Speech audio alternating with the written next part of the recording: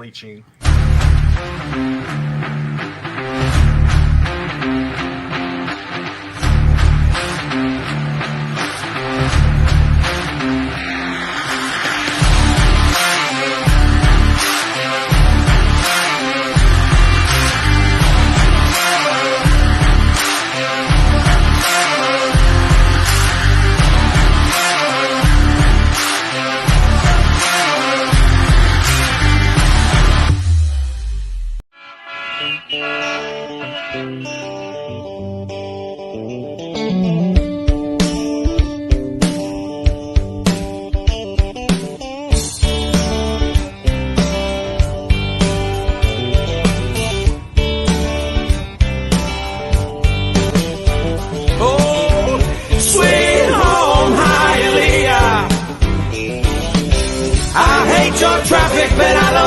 Ahora de Cuba la Bella, del Palacio de los Jugos.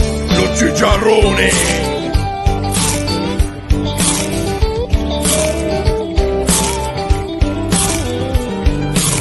Los vecinos aquí se enteran de todo. Mi vecina era CDR en Cuba. Y en verdad no hay nothing that you can do. Chacleteras sin llames con corbata. Aquí yo vendo hot dog, pero en Cuba yo era médico. Le saco el dedo y digo Q. Sweet home Hialeah.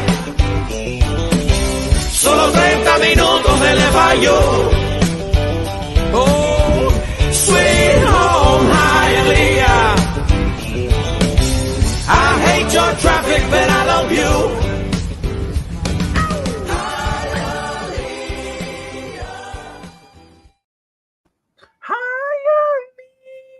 I love the intro.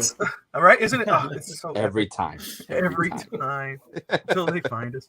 Oh man, everybody, thank you all for tuning in and welcome to another edition of East 10th Street Boys, straight out of Hialeah. I'm Bobby Finstock. That's Alex Atiachiska, and then we're joined by Alex. Introduce him. Mr. Ralph Rodriguez. He's the 20th Street Boy, another childhood friend of mine. We've known each other with Ralph since like 5 years old, 5 or 6. Elementary. So yeah, Elementary goes back to, oh my goodness gracious, too many years. Too many years, man. He was just 10 blocks up north, still in East Hialeah. So welcome. It's an honor to have you. Nobody's perfect. You're 20th Street. Nobody's perfect. The only thing that you guys had was that you're closer to Babcock Park, which I'm disappointed that's not there. So you should definitely add a little snippet of Babcock. We'll make a note. That's true. We'll make a note. True. So you see. Already. Thank you guys for having me here. I'm here just to ask Bobby if he saw his girl basically starring Botchamania this week. No, I did not see her Botchamania this week. You're talking about Charlotte, and I'm assuming that's Josh Kimmel. Woo! Yeah. He's talking about Charlotte Flair. Don't be hating on Charlotte Flair. AEW, the drama of professional wrestling, the soap opera of professional wrestling. That dude never saw Dusty Rhodes wrestle. Like, how could you be a wrestling fan if you've never seen Dusty? Kimmel? Josh Kimmel. How could you say you're a pro wrestling fan savant when you have never seen Dusty Rhodes? I mean, you have WWE Network. You can turn it on. Of course. Come on, dude. Talk to me about There's wrestling. YouTube. Never seen Dusty Rhodes. YouTube. So many highlights, so many ways of just catching a replay of any match in particular right now. It's you had to be on Thursdays or you had to be on Monday. Enrique. That's one of our boys, Bob. That's one of our boys. There you go. There you go. Man. Happy for Enrique to tune in. Hope he subscribes to the channel. That'd be a nice get. But you know, one thing me and my son are doing right now that we've committed to is watching every Monday Nitro from the very first Nitro when Luger showed up. Oh. We've watched everyone. We saw Fallboro War Games where the giant Paul White first showed up and he twisted Hogan's neck, and then Hogan's wearing a neck brace, and now they're going to do a monster truck war at is it Bash on the Beach? It's just so funny, but it's classic. My God, Bash on the Beach. Holy shit. Dude. That's right. The quality back then, man. The quality of production. It was horrible. It wasn't so much effects, but it was the storyline. The fact that he just said Nitro, man, that's WCW. Yeah. Like that brings you back, right? Game N64. At WCW NWO Revenge. That was the best games, dude. The best game, yeah. Wolfpack. You know, I'm not gonna lie to you. I probably listen to that on my car stereo. Probably people think I'm listening to hardcore rap, but I'm really listening to Wolfpack on my way to work. I'm just jamming out, like looking at the guy next to me. I'm like, yeah, man. He's probably like, oh, gang signs. I was like, no, bro. Yeah. Who's that Mexican over there? Just like literally just walking around. Wolfpack. Start going like, hey, for life, brother. Which the funny thing, Ralph, Bobby falls under in Tennessee. Since he looks Hispanic, he's automatically Mexican. He's not Cuban or anything. So he falls into that Chicago, LA stigma. Anything. Anyone that speaks Spanish, automatically you generate to Mexican. It's not Hispanic. You're your own genre. You're just Mexican. Do you speak Mexican? Tati tells people when she had her old job, when she would tell people like, "Oh yeah, I'm Puerto Rican. I grew up." They go, "Oh, I've been to Mexico recently, and I really like it." She's okay. It has anything to do with what we're talking about? Yeah. That's how they are. It's just what it is. It's a good place. It's a good place. But man, there's so much to talk about though. Besides having Ralph here, which is really cool. Catch up on Ralph and growing up on 20th Street. But also going to talk about the Dolphins. The Dolphins probably finally played football on Friday night, which was a lot of fun.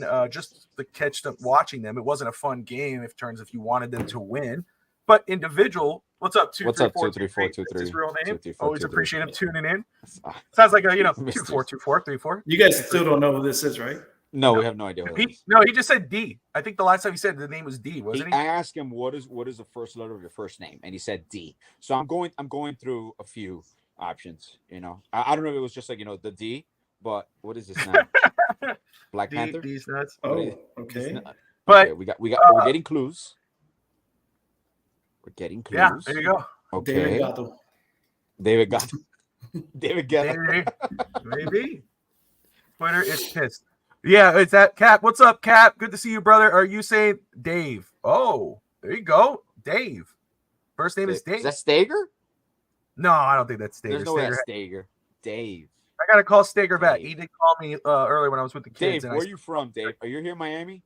Stop, dude. Let the dude. Maybe he's trying to be, miscellaneous, and you're trying to like catch him up. Like, just it, Dave. That's it. That's all you need to know. Maybe it's Dave Ramsey. It's just annoying to say 23423 Dave Ramsey.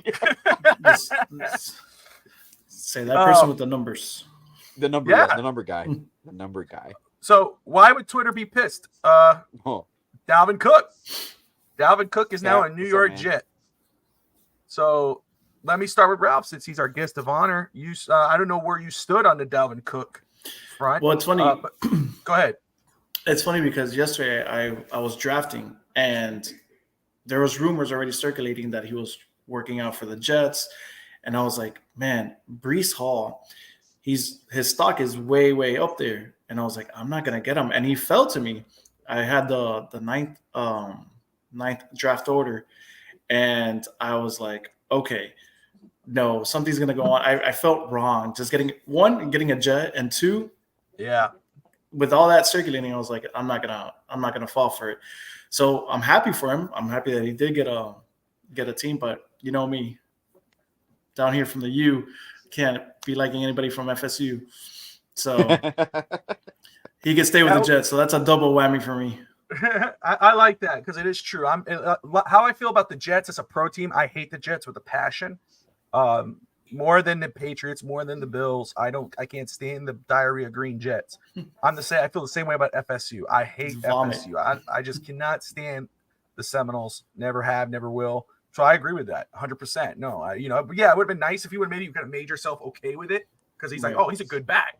But because now it's like it's not gonna happen. It's like, oh yeah, F that dude. I don't need him. FSU. How is the situational liking and disliking of a player? Or that's exactly what it is. Situational. Like as a human, Jalen Ramsey went to FSU, so it's like, oh, we love Jalen. It's okay, FSU. Yeah, no. But he wanted to go to UM. He wanted to go to UM. He did. He never got offered. So it was just bad staffing. But still, FSU. Did Dalvin Cook ever get offered at UM, Ralph, or no? Did who? I'm sorry. Did Dalvin Cook ever get offered at UM? No, he didn't. No, the same thing. The same thing. Jesus. He South Florida. They weren't recruiting all those. Was that the Al Golden era?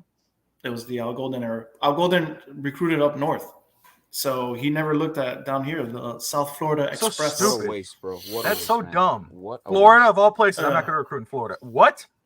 You forget where Florida is? I mean, half the nation. State of Miami. half the nation recruits specifically out of Florida. Why are we not doing that? I mean, I get it. Tight ends, quarterbacks, all up north. Sure, I get that. But wide receivers, running backs, defensive linemen, offensive, like what? Florida and Texas. That's just ridiculous. Ralph, before we get to the game on Friday, because I do want to talk to Alex about it as well. We haven't spoke about what he thought of the game. But before we get into that, your expectations for the Dolphins this season, man. After seeing everything they've done this offseason, quarterback, they're sticking with Tua, second year with McDaniel. They drafted A-Chain, Cam Smith, traded for Jalen Ramsey. Of course, he's out probably till December. What are your expectations on Miami this season, brother? They have to get far in the playoffs. They just have to. I mean, if they don't get nowhere near the playoffs, McDaniels might be fired. Like, realistically speaking, I know they give everyone 3 years, but if they made it to the playoffs last year and then we're on a decline this year, something's not right. Or it's our coordinators or it's our defensive coordinators, one of those two. But you got to make those changes, and it has to be a playoff or bust situation. So definitely, they have to go far. They have to go far. Like it's a win-win situation. Let me ask you this because I get it. I'm with you. I am. You got to you can make the playoffs. Obviously, that's not even the goal because you should you make it. The goal is to win in the playoffs, win a game. That's where I am. If you go to the playoffs and you lose, then I have an issue with it because at least had enough if you lose, one and dones. If you give me like a second round loss, I could take that. But you've already passed. You passed the wild card. You passed the first round. Give me a win. Of course, we want to give me at least a win. Give me a win. Exactly. I'm with you. Then there's progress, and then we can work upon that. Those things have to come into effect. Alabama wasn't made in 3 years. Alabama's been a consistent, process. And before it was a dynasty, before it's the powerhouse, they stuck by Saban, and they made it what it is today. Well, they're maybe not anymore as with all these NIL deals, but that's another topic for another day. day. I think you're right. And in regards of hopefully, I don't think Miami cannot have another 9-8 season. They can't fall into the playoffs and lose. They can't they can't regress because if they regress or they go 9-8 and get eliminated in the first round and injuries, whatever, like last year, the year before that, then there will be some changes. I believe that whether that maybe starts with Greer and then you let the new guy decide what happens with McDaniel. I think that could be the case. Hopefully Ross doesn't say if that does happen, God forbid, but if it does happen, he says, okay, Greer, we're going to let you go. Let's hire a guy. Hey, but you can't fire McDaniel. You got to let him have a year. Work with him. No, let the new guy build it on out. They have to, because even though it's a 2-year window, this team has 1 year to win a game in the playoffs. Alex, what are your thoughts on what Ralph was saying? Well, I agree with the overall sentiment because I do believe this team is built. The only way this team is not successful is injury, major injuries. Armstead, Tua, obviously Hill. You lose Hill like a freak injury because even when you mentioned the Cook signing, I don't think anybody I understand it's kind of like the concept of we just want to add him to the roster. We just want to add him for depth. Obviously, he's still Dalvin Cook, but I'm okay with our running back room. I'm okay with Morset. I'm okay with a chain. I love a chain. What I saw, which is one of the things that I did see in the highlights, because explosive, he's explosive, man, and he fits his offense perfect. And this offense is speed, like Lightning McQueen. Every time I see this offense, I just think of Lightning McQueen. I am speed because it's just that. Like this offense, like when I saw that they only put up was it 3 points? 3 points in the first. That doesn't do anything in the whole game. In the whole game, that does not do anything for me. Now, it does come into question, and to me, one of the things that I saw is the level of this offense is completely built around Tua. This offense is for Tua. So this is the year where he's gonna, if he's not injured, this is the year that puts him over the top. That's the way this offense is successful because you have multiple weapons. You got speed on offense, speed on defense, and all that. But this is the year it all comes together. Like I said, I do believe minimal is AFC Championship. To me, with this roster, the way this is built, I believe minimal thing is AFC, unless obviously like if you have a shootout and you lose to like the Bills to the Chiefs in a shootout, that's also situational. Like people have this thing about win or losses. If you lose in a shootout to the Chiefs, you're not going to say the Dolphins underperform. That's the Kansas City Chiefs. You lose the AFC Championship game to the Chiefs in a shootout, you didn't underperform in the season. You're almost there. So those are things that you build. But if you have a catastrophic failure and no injuries or anything, then obviously you start looking at changes and personnels because the team is young. The team is built injuries or no injuries. There's no excuse anymore with injuries. It's no, like but because Greer because of injury. But Greer had an opportunity for depth, and he knew he was going into the season with an injured left tackle last year, who's often injured. He didn't get a decent left tackle. Absolutely. He went into this season with questions at left guard. What was his answer? Isaiah Wynn. We'll see what happens. Eichenberg did not perform well on Friday night. He goes into this season with a quarterback who's only played 13 games in 2 years in a row. God willing, he plays more this season, but he knows that if Tua goes down, you're going in there with Mike White and Skyler. You're not going there with adequate backup. So my thing is this is a no excuse season that if we go into the playoffs, let's say the Dolphins are out of the playoffs, it's 8-9 or 9-8, and we miss playoffs. I don't want to hear anybody go, oh, but Tua was hurt and Armstead was hurt. It's not really fair. No, that's done because you knew what these guys' history were. You knew what these guys do. They get hurt, and you got to get players who are decently behind them. I mean, you talk about the Jets, right? Hey, what's up, Kenna, man? Good to see you, brother. You look at the Jets. Look, they go in and they drafted Zach Wilson, number 1 overall. Okay, their first-round pick. Did they say, no, we're going to stick with Zach Wilson? He's going to be our guy. We'll go get some lame duck backup or whatever. No, they go out and they get Aaron Rodgers. Not saying the Dolphins go get Aaron Rodgers over Tua, but no, you go get someone who could be there that if Tua goes down, you have full confidence you're going to win that game. They got Breece Hall, who's a damn good running back. Did they say, no, we're good with Breece Hall and Michael Carter? No. They said, no, we're going to go and bake the bank $8 million, which I'm okay with not doing. But for Dalvin Cook, they know there's like no excuse on that end because they're going all in. That's when if you fall flat on your face, you're going to get fired because you went all in. Miami's issue is you're already all in, except you didn't really do anything for depth. So if you go down because of injuries, that's no excuse. At the end of the year, if they're 9-8, 8-9, 6-10, whatever, because Tua was out for the season or Terran Armstead was out for the season, there's no excuse there. And you knew that wasn't a problem. We can argue the depth issue really comes down to the quarterback and the O-line position, right?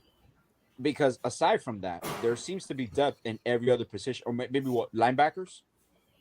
Like, what is your concept of what do you think this team is lacking depth-wise? Quarterback and O-line or something else? Well, think about it. Again, it goes with any part of the football team, really. But it's not only depth. It's about the injury concerns. Yeah, quality depth. You even look at the secondary. We think of Xavier Howard. You drafted Cam Smith, which was smart, right? In the end, it turned out. That was more of a let's get best player available on our board. It wasn't more like, we expect Jalen Ramsey to get hurt. That was a big Fangio. Yeah, but it wasn't more of like that. But but look, Jalen Ramsey goes down. You know what I mean? Now you're like, okay, what are we going to do at safety? What are we going to do at the backup corner spots?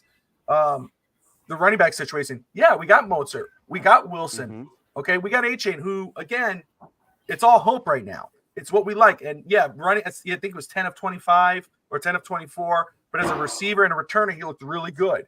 But people have to remember, he's a rookie. He's a third-round pick. He's going to make mistakes. Yeah, we can't pretend that the day one he's going to be some star running back. Wilson and Mozart have an injury history. If they go down, which they do, if and when they go down, it's A-Chain, then Gaskin, them. Can we expect our rookie, unless he's a superstar, it turned out to be that guy? That's the problem with this football team. There's a lot of injury concerns with this team. So when somebody says, if no injuries and if they got injuries, then no, it's not about that anymore. There's no excuse. Greer knew the problems of a lot of these guys, and it's up to him as the front office to address that possibility when it comes down. He did not address left tackle or left guard in the offseason. He signed a bunch of basement dwellers and praise that or bust Isaiah Wynn, first-round pick. He signed a lot of guys just to fill out some spots because he trusts his O-line coach like McDaniel. But he didn't really go out and go, let me get an adequate left tackle or swing tackle that if and when Armstead goes down, I'm comfortable and the team's comfortable. We're not going to miss a step. Because as much as you want to say this team's built around Tua, first of all, Tua could have played on Friday night and Dolphins still would have lost. It was because Tyreek didn't play. Waddle didn't play. Armstead didn't play. It's just what it was. It was individual performances. I ain't worried about Friday night. We're going to touch on that. But I was more worried about individual performance, and I came away with a lot of good feelings about some of these players. Again, A-Chain, his stock is up. Chris Brooks, running back, his stock is up. There's a lot of guys that really did very well in this game. But we got to remember, it had nothing to do with who was out of the game. It just had everything to do with individual performances. And Miami, yes, lack of scoring is a concern for me. They should have came away with something. That speaks more on your backup quarterbacks. Skyler looked a little bit regressed. We'll see how he does next week. But he looked regressed. Mike White, first drive, he looked decent. He started out right, but then he threw that interception, which was a good play from the defense. But it's Mike White. It was accurate, though. It was accurate. Yeah, it was a defensive play. It was a good defensive play. He put it in his hands. He just didn't catch it. That's right. So, again, I understand where you come from. But at the same time, I think this season specifically, is a no-excuse season. There's no about, injuries, but this. No, our team knew that. We all know what the problem is with this football team. They chose not to address it. They did get some good players. They traded for Jalen Ramsey, who's hurt, which is not known. He wasn't an injury-prone player, but they signed him. They drafted Cam Smith, A-Chain, a lot of promising athletes. But with the star power of this team, you don't expect anything less from them. But if it's because of injuries, no, that wouldn't be an excuse. That is a look at a side eye at Chris Greer in the front office going, hey, dude, you knew this guy. If it's Terran Armstead or Tua, you knew these guys were going to go down. It's just what it is. It's life. Yeah, exactly. You know what I'm saying? You knew those guys. You lose Tyreek Hill on a freak injury, ACL tear. You can't blame that. You don't expect that. That's something you don't expect. Will do it, right? But that's not. But you don't expect that. Here we go. You don't expect then injuries, you look at period. Exactly. Yeah. But then you look at the coaching staff. When Tyreek goes down and the team falls under after Tyreek goes down, then you look at the coaching staff and the team starts to struggle because it's supposed to be next man up. It's not supposed to. The team's not supposed to fall all apart about one player. It's supposed to be next man up. It depends on the speed, but now that you mentioned the wide receiver core, now you got Jalen Waddle is next man up. Exactly. That's what I'm saying. The wide receiver core is really deep. I think that might be that in cornerback might be the deepest, or running back too, because we have a deep running back room that is productive. Reality, because even the numbers that they were putting per carry, Wilson and Mostert were above Dalvin Cook last year. And people forget that. People, even with our O-line struggles, people forget that our running game was productive last year. We just didn't use it. Fast. That was the only issue. We were gaining 4 yards per play or 3-point-something yards per play. So it's effective. We weren't using it. So, and I know that's one of the topics Bobby has talked about. And I think, you can't really, because remember what I told I was looking forward to? The McDaniel play calling. And did they make, I didn't see the game. Was there any delay of game because of play calling, or that was smooth throughout the game? No, I don't think there was any delays of game. I watched the entire game, and in regard to the offense, there was not a lot. They did not show a lot, but they did show enough for me to be intrigued. Let me talk about whose stock is up. Ralph, were you able to watch the game? I watched a little bit, but the most important part that I saw was Mike McDaniel's triggering his inner 80s with the yellow shades and being a little Hector Lavoe. He was about to come out and say, that's for you, Tati. He was coming out, mi gente, ustedes. He was about to start doing a whole nice little performance there at the Hard Rock. But I did see a little bit of the game. I don't start watching preseason till the last 2 games when they start putting a little bit more and they start moving the ball a little bit better. So I saw the first drive. When I saw the interception, I was like, okay, I'm not going to pay attention to this because obviously it makes no sense this is just them, breaking out the cobwebs and saying, let's see what happens. So, but one point I do want to make, and you said, the Jets had Breece Hall and then they picked up Dalvin Cook. The only problem with the Jets and those two is that they're both really big on injuries. Breece Hall had a really bad last year with the injuries. Dalvin Cook goes down every other 3 games with a hamstring. He's still recovering from shoulder surgery. Exactly. So that was actually in my opinion, if you have Breece Hall as your RB1 and then you pick Dalvin Cook, you have 2 injury-prone running backs that could potentially go down. I'm hoping in the first drive. You know, you know. Well, No to be ill will. fair, No to be ill fair, I wanted to double check that because to be fair, Dalvin Cook played 17 games last year. All right, he played all 17 games last season. Played 13 games a year before, but to be fair, he did play every game last year. But So I it's get just your point. But off-season at the same shoulder time, it's surgery? smart though. Say what? It was off-season shoulder surgery. Is that what he's recovering from? Probably off season. I'm not sure, but he did play 17 games. The Okay. well, in Miami, it's the same way though, because Jeff Wilson and Raheem Mostert are always hurt. But I think San he did. He Francisco as might well. have played. He might have played all 17 games, but the Were hurt. snaps He were was hurt. limited. Yeah. That's something for sure because I had him on my fantasy, and I noticed that he wasn't producing. He wasn't producing fantasy wise because I had him as Right. well. He wasn't producing fantasy wise, but again, 1,100 yards, almost 1,200 yards, 8 touchdowns. In the year he played 14 games, he had 1,500 yards, 16 touchdowns. You know, to me, and then you go with Breece Hall, who is a young running back. Who everybody, there's a lot of people that I don't think anybody denies he's a good running back, but you still go out and you get a Dalvin Cook. You know, Right. it's not sitting on your Absolutely. hands. And that's what the Dolphins do. When it comes to getting players, making big moves, the Dolphins do not sit on their hands. What the Miami does do is they don't address the depth where there's concerns. When you know there's a guy, when your offensive line struggles with injuries and rotational issues, you should be getting the you know, if not a starter, a guy who's a swing tackle who can play multiple positions, who could step in at a whim's notice and play that next man up. Because again, at this point, with this season specifically with Miami, there is no excuse. There's no excuse at all. But talking about the game, I know Alan, I know you obviously you didn't go to the game, but you didn't watch it either, right? No, I just watched like Me? literally the first drive. Oh, Yeah, Alex? Oh. yeah. You didn't watch the game? Who? Me? You, yes. You, man. No, I didn't watch the game. I told Why I don't was you gonna put your watch the game. phone down? Focus on the 'Cause I show. was actually looking at something. That I wanted to see who played the reps in that game for the Dolphins O line. Did Jackson play? Austin Jackson play? Did he start? I didn't see. Honestly, I did not notice my Austin Jackson. I noticed Eichenberg. I noticed Ryan Hayes, who we drafted in the 7th round. I saw some good plays from him. I like what I saw Okay. from Eichenberg. Was bad. Eichenberg was bad because we had a decent amount of yardage. Like the offense was, I just think the turnovers killed us because I saw, what was it, like 2-3 interceptions or like a fumble? 3 interceptions total. 2 from Skyler. 1 from Mike White. Mike White. Were they drive killers? Like when we were driving up the field? For Mike Or White, they it were was. just- It was a drive. It killer was? for Mike White, yeah. But let me Yeah, just that's say, two so touchdowns for me, the standouts. Let me just tell you, the standouts of this Yeah. game.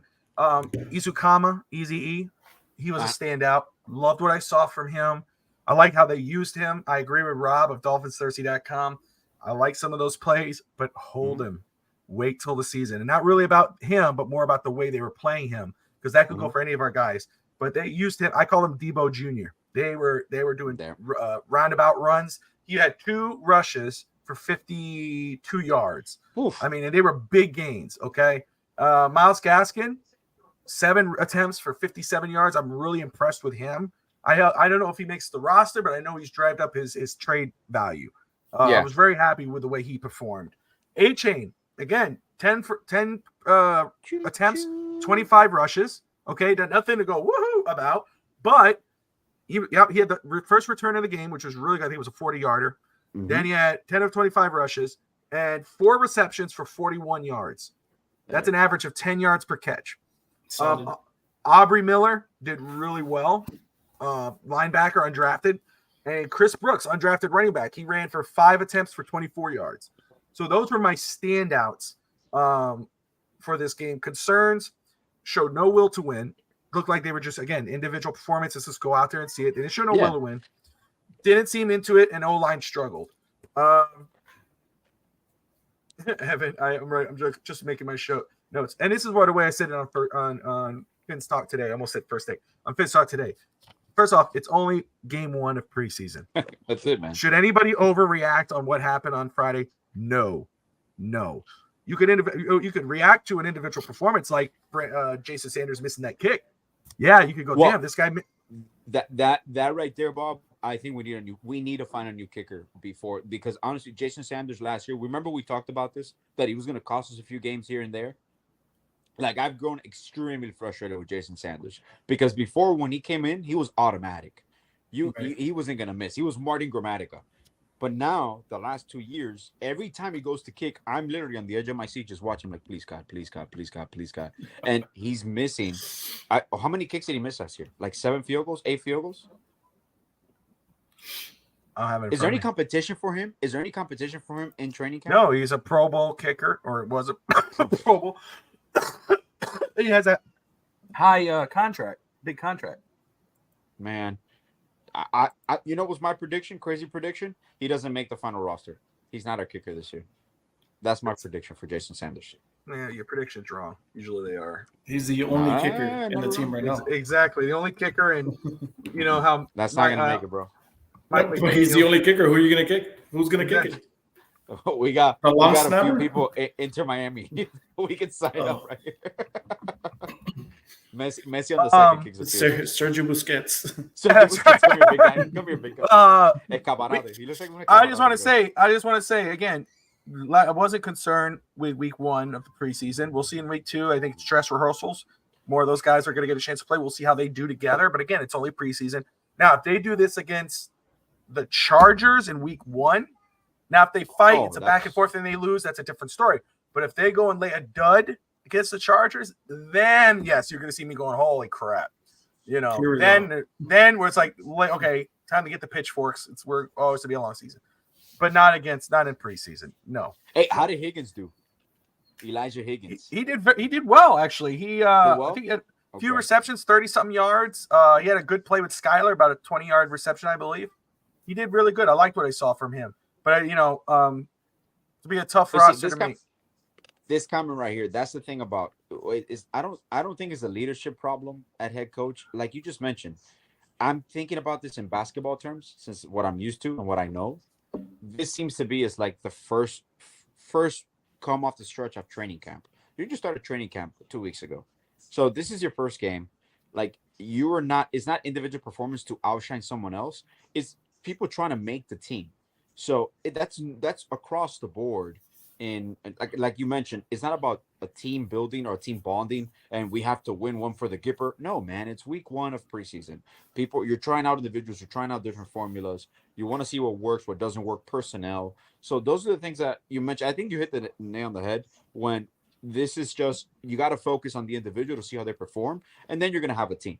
You're going to formulate a team from that. But this is game 1. Honestly, you're going to see the difference even in game 2, game 3 of the preseason. So those are the things that you see because even, obviously it's a different sport, but you're still going to judge the individual based on how they perform on the field or on the court, whichever one you want to play. Like you still need to see individual performance because you can have a team, you can have an all-line build and still not coexist in real time. So you got to see individual performances. So it's like an extended training camp. That's it. So I'll say, in regards to Tyreek saying, and I get what Ken is saying. I really do. It was like, look, Tyreek saying he's going for 2,000 yards was a problem. You just said they're playing like individuals out there. That's a big problem. If you see it in the backups, that's a lack of leadership. All right, so to me, I'm going to say this. That's oh my god. That's hold on, Alex. Hold on. Come on, that's Tyreek being Tyreek. Alex. First off, okay. When it comes to preseason and game 1 of preseason, it's always like that. It's not a team thing. It's guys, especially the backups and the guys behind them, those third stringers, those undrafted free agents. Yeah, they want to win, but they want to win a job. They want to show, hey, I could do this. That's why Chris Brooks ran 5 of 25. That's why A-Chain, third-round pick, was doing what he was doing, or Aubrey Miller, all over the field. Yeah, they want to win, but it's not like after they win, they go, we did it, man. We won game 1 of preseason. Nobody watched us except for the coaches, but, man, woohoo! We won game 1. No, it's about, man, god dang, dude, we lost. But, hey, that's literally look at what I did, man. Look, I was on special teams. Some of these guys are playing for their contracts. They're playing for their lives. Well, that's what I mean. It's different. Now, I agree. Yeah. I had a problem with Tyreek saying he wants to go for 2,000 yards. Why? I have a problem with that. Because it's not about individual. It's about the player. It's about the team at that point. It's not about individual. And basketball is different when it comes to football and basketball. Football, you need a leader of men to keep players accountable. Too. No. Basketball is a player-driven game. It's you realize managed. If Hill has 2,000, so does Tua. So it goes. It won't matter if they're not winning. Of course not, but people take that. They're gonna take but it. But then what does it matter? We're gonna go, woohoo! Tyreek got 2,000 yards, man. But hey, we got the first round pick. Woohoo! People talk about, hey, Tyreek's gonna go for 2. Did they say the rest of the quote that he said about having the quarterback that he has, the offense that they have? No one says the rest of the quote because they just like, oh, Tyreek's gonna go for 2,000. That's just Tyreek being Tyreek. He's a talker, and he's gonna get people. That's just get off content, of his. man. You know what, dude? Come on. Hey, it's true. It's and fair when he breaks to the record, say. It's fair as a fan. Say, hey, dude, I'm not looking for you to get 2,000 yards. I'm looking at you to help us win football games. I want to see you committed to winning football games. And I do like what he said was when he saw the Chiefs win, that pushed him more. No, I got to win one. That's better. I love to hear that. You want to because if he wants to do it, then he's going to push the team to do it because of what he is. But saying I want an individual achievement, that's like, Tua don't care about MVPs. You don't hear Tua saying I want to win MVPs. He wants to win. That's it. Participation. That's award. a different personality. Yeah. But come on. You prefer a guy who wants to win compared to I want to win an individual achievement. Come on, dude. You don't want that guy. You want a guy who's going to push. I get it. Territory, bro. Dude, you're a great teammate, bro. That comes with the territory. That's just him talking, stick bro. to elementary basketball, whatever you coach. Stick to elementary basketball. Look at that. You see where they go from? Oh, wow. I'm sorry. I just want to perform well for my team. I want to win football games. Thank you, Tyreek. Appreciate it. That's why they call him the cheetah, man. I mean, come on. They always cheetah because he's fast. They don't call him cheetah because he wants 2,000. It's entertainment, bro. It's entertainment. I don't want entertainment. I want wins. I want to win. How many preseason games? The same amount, I believe. We got 4. I believe there's 4 preseason games. I believe. No, I think football basketball has. That's why it's more. No. 6? No, basketball has like 2 weeks worth. Yeah, how do you not know that, Alex? Aren't you the expert? Games. It's only 5 or 6 games of preseason. I thought you were the expert. Don't you know? 5? You should know this. I think it's only 5 or 6. We're winning Super Bowl. Let's go. You got it, Miss Finn. Miss Finn in the house. What's up, girl? Good to see you. Been a while. Like and subscribe to Miss Finn's. Get him, bro. It's all love. I got love for Alex. He'll come at me as much as I'll come at him. He doesn't know how many preseason basketball games there are. Yeah, he's the expert on basketball. God damn, we need a new fast break host. I coach basketball. How many games? I don't know. 5 or 6. What the fuck? Yeah, 5 or 6. Are you googling it? Are you googling how many games? Is that what you're doing? I'm gonna see. How many games are there? He lives for today. Doesn't matter. That's right. Yeah. I don't think about the past. I don't think about the future. I live for today. It's like, it's about today. All right. Yeah, that's right. Let's see how many preseasons. Basketball has a whole tournament in the off season. Oh man, but I get it, Kenna. See, Kenna, I'm getting ragged on, man, but I feel you, brother. I'm with you. I get it, and I love Tyreek and everything he does. But like, I get that. Yeah, it's like no, I want to hear about winning. I don't want individual. I'm not gonna be happy with 2,000 yards. I'll get happy with 2,000 yards if you go to the playoffs and win. Yeah. What happened, Alex? I'm sorry. No, you don't. What did you say? How many games? 5 preseason games. Oh, I thought you said the same. That was 3. You see when they can't prove a point, you just gotta hate. The haters gonna hate. You said the same as football. That's 3 games. You didn't say 5. You said 3. Bro, yeah, I said like 4 or 5. No, you said the same. Yeah, football has 3. Football has 3 now. Football always have 4. Thank you, Kenna. Thank you, brother. Kenna got my back. I appreciate the rest. And the rest are away games. So yeah, the Dolphins are lucky to have the first one here. Yeah, that's right. Houston is away, and who's the last one? It's Jacksonville. It's an away game. Is it Jacksonville? Yeah, we always play Jacksonville, right? Yeah, but it's only preseason, and I understand the frustrations, and I understand people that quote unquote overreact, and it's not to say that disrespectfully to people because it is 20 years or 20 plus years of, we all overhype the team, and then we get slammed down at the end of it, and it's just what it is. I get it. But again, it's only game 1. And secondly, I truly believe this team is going to do very well this year. There is no way I see them falling flat. None. Man, let's keep going. We'll talk more if anything pops.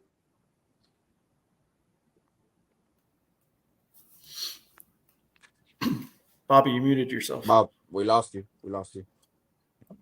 Sorry, thank you. I was just saying was that we'll catch up more on Dolphins as we're getting news in here. Daniel Marino, your guest seems very familiar. That is Mr. Ralph Rodriguez, who grew up on 20th Street. But that Daniel Marino, that's the Madre. That's Dan Marino. It's the pun. It's pretty classic. Yeah, it's actually long. That's pretty funny. Yeah. But anyway, I was saying, there's plenty to talk about with the Dolphins. We know Dalvin Cook has gone to the Jets, and I was saying before we move on, Miss Vince, if you could put in the comments what your thoughts are, and I know you got plenty to say probably tomorrow on your morning show at 8:00 Eastern. But very quickly, are you okay with Dalvin going to the Jets? Are you mad at Miami for not pushing up their offer? What are your thoughts? Anybody down there? Kenna, you as well. If you could put your comments below. Guys are watching East 10th Street Boys straight out of Hialeah on the Finstock Sports Network. Let's move on. Let's touch on some Heat. Not much on the Damian Lillard talk. Of course, James Harden coming out. I mean, I can, people get off the ledge. Be all right. Yeah, that's true. But James Harden goes off. This morning I wake up. He's in China saying he hates Dale Murray. Doesn't want to play with Dale Murray no more. So I just find that ironic for the Damian Lillard situation. But I'll keep that for fast break for tomorrow with Alex and the guys. We can touch on it if you want to mention something, because that could trigger one thing, Bob and Ralph. The moment he comes out and says he's a liar. Now, when someone flat out publicly and pre-calculated, because this was done so the morning shows can get a hold of it, because obviously the time difference in China, he comes out with a statement in his camp or in a basketball camp, and he comes out and says this. The moment you say someone is a liar, what you are creating automatically is a face-off, because someone is questioning who is being truthful. So now we know for sure either Harden is lying or Daryl Morey is lying. Now, the situation with this, I understand a memo's not going to come out because it didn't involve the Heat. But if the NBA wants to get a little bit nosy, is the famous wink-wink deals. Like, why is he calling them a liar? Because remember, James Harden opted out last year of a contract that was going to pay him $40-something million, and he re-signed for cheap on a 2-year deal with the possibility to opt out. And then James Harden had the possibility to opt out already, and he opted in. So now we're looking at a scenario where he possibly was given a wink, I'm going to give you a max contract, or opt in because I'm going to trade you, or I'm going to work with you on a trade. Now, all of a sudden, you can tell this has been brewing, but now it comes out. If the league gets involved and they know, or they find out that there was some sort of pre-negotiations, now the Sixers are facing possible repercussions. Now Daryl Morey is facing possible repercussions. So that's even a more delicate scenario than the Dame Lillard situation, because nothing has been violated right now as of no one's been fined. There's just been out, obviously, in inner circles that Dame is only going to go to the Heat. So that's going to end up happening. It's just a matter of when.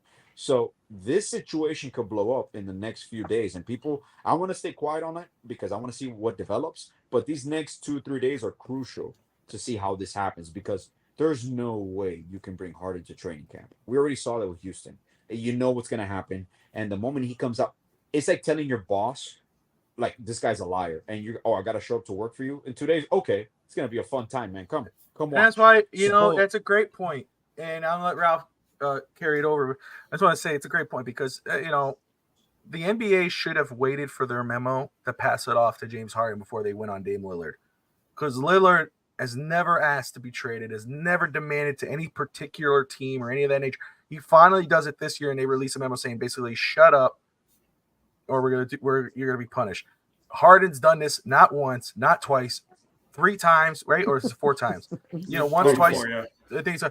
And he goes straight out on TV at his camp in China or wherever he was and says that, and they're not going to do anything about it. What are you going to do? Same release the same statement? And, it's like, it's Harden, and that's why I'm kind of sick of him. That's why James Harden to the Heat. No, I want that dude on the Heat. But you see, that's one thing. It comes with a reputation with Kyrie and all that. But James, in this situation, James might not be the one that is causing the problem in Philadelphia. But James, he may not be causing the problem, but he might not be causing the problem. But what did he do in Houston? Judgment. What did he do in Brooklyn? There's judgment. Story. Yeah. If trouble follows you, that's true. Come on. Obviously. Sometimes you might not be the problem, but if you're the problem that place and then you're a problem there, if that person calls you a duck and they smell like a duck, they quack like a duck, they must be a duck. You know what I'm saying? So, hey, it's one of those, if it's not you, it's me. Exactly. But he doesn't see it. He doesn't see it. His fault this time. It's like, oh, come on, It's gonna get really awkward for everyone there. And Embiid is probably like, man, this is gonna affect. We haven't even started, and this is already gonna affect us. Like, what is the chemistry going in? Where do we stand with all this? Do we? He probably likes playing. He likes playing with Harden. You could tell that there's, some sort of chemistry there. But when, like Bobby said, when you're a problem in everywhere, you're a locker room killer, you're just going to bring more bad juju on you. It's just not right. So I'm actually very intrigued on how it's going to play out. And the fact that, when they released the whole Damian Lillard situation, it goes to show also the players think that they have the power and they don't have the power. Sure, you could come out on social media, you can paint yourself the villain. Like Jimmy Butler says, hey, we like villains out here, but hey, we don't want James Harden though. No. Keep those guys. I'm good. I'll watch them from afar. James Harden is not, and as a player, okay, but no, you got to think about overall, and we don't want that. But let's talk about something really cool about the Heat for a second. Not just that they made the finals and they surprised everybody, and one of the better players, one of the great players of the NBA really wants to be on this team, which is pretty cool. But let's talk about the fact that, and let me just first off, thank you everybody for tuning in. And we gained 2 subscribers. We're at 915. We're at 917 now. So thank you kindly. Keep liking and subscribing. We appreciate you. But let's talk something really cool here for a second. All right. And that's Dwayne Wade. My favorite player of all time growing up. Alex as well. Ralph, I'm sure. Is that the same for you? Is Dwayne Wade your guy? You know what I mean? I'm a Jordan guy, but yeah. Wade. Are you not a Heat fan? I am a Heat fan, of course, 100%. But favorite player of all time is Michael Jordan. Okay, that's fair. All right, that's cool. It was nice of Ralph to join us tonight, guys. But anyway, get the fuck out! No, just kidding. No, that's true. No, but hey, just that speech. I mean, and there's been the Popovich. I saw some parts of Popovich, and I thought that was really cool. What Becky Hammond said about him, I thought that was powerful. But Dwayne Wade, I mean, he took us on a journey with that speech. I watched 20 minutes of that. I even pay attention to King of Queens. I was watching that, and I actually put my phone. I was, it's the whole speech, and how he pointed out each person, and he said, "Please stand," and what he said about Allen Iverson, and we forget how great that guy was. But you also then you think about the impact he had on his fellow players that came after him. We talk about Jordan, and we should, but we forget what Allen Iverson was to basketball, what he was to that generation coming in. But obviously, what's making all the noise is this right here, him and his dad. How can you not love that moment? And this is the first time, I'm not going to lie to you, and I may be just totally freaking arrogant. It's the first time I ever knew about his father, the story of his dad and all that. And it hit me. I was like, damn, this is an amazing story. So did either of you guys watch the whole speech or catch snippets of it at all?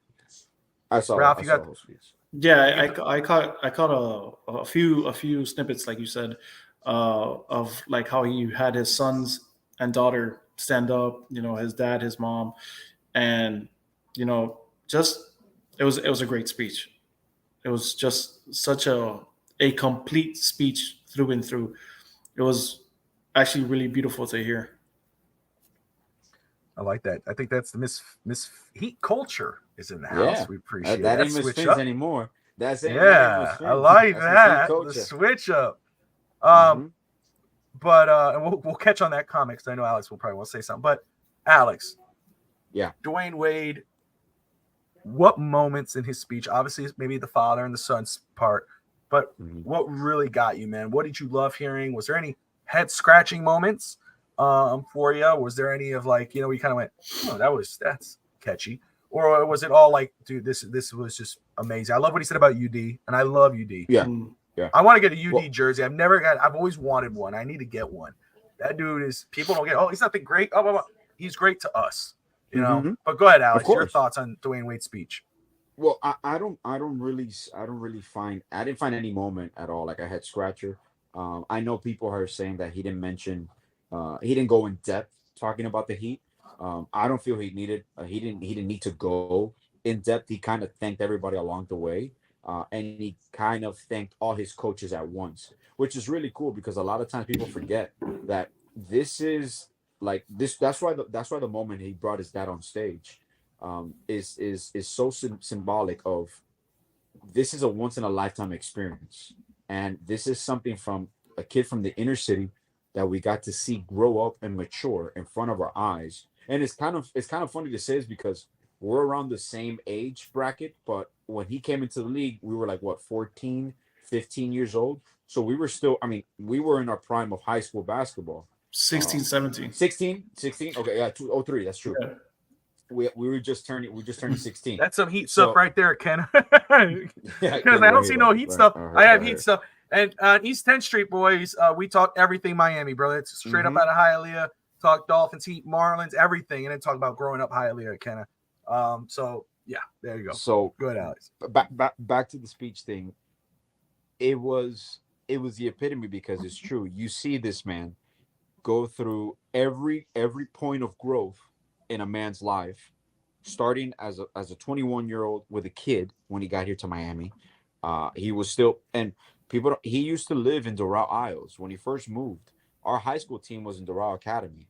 We would play pickleball with Dwayne Wade at Doral Isles when some of the guys would go over. He would just go to the courts by the pool and he'll play pickleball. And I got to see him, I think, 2 other times in my life. And when I worked at the passport office and he came in to apply with his family and all that, and he still remained through it all one of the most humble people that I ever met. And his growth, obviously, he made many mistakes as any individual does throughout the course of his life, but he's reached the full maturity where now the cool part is you get to see his whole career, and now you get to see the next step, the next episode of his life, which, believe it or not, when I was watching that, I was kind of thinking of Kobe Bryant, because Kobe never got the moment to be enshrined himself in the Hall of Fame. His family got to be there, his wife and the remaining daughters. But D Wade, to me, I see him in the same realm of Kobe, that post-retirement, he's going to make a mark in life even more than he did as a basketball player because of the situation that we're in, the culture that we're in, the climate of this country. And Dwayne Wade is a leader where, especially here in South Florida, it resonates. And for a long time, this was Dan Marino town. I think when Dwayne Wade retired, and obviously UD because he's from here, but we can argue that Dwayne Wade has been the most important athlete in the history of Miami sports. And I understand Dan Marino's the god because this was Dolphins country, and it was a football town. But it's a generational thing. It's a generational. That's true too. But now it's a generational thing that just segues onto the next best thing, and that's what Miami's known for. Yeah, unfortunately, but now this is the first generation because, for example, even with football, that's a cool thing that you have that you can pass down through generations. Miami basketball, this is the first time that we can really pass down.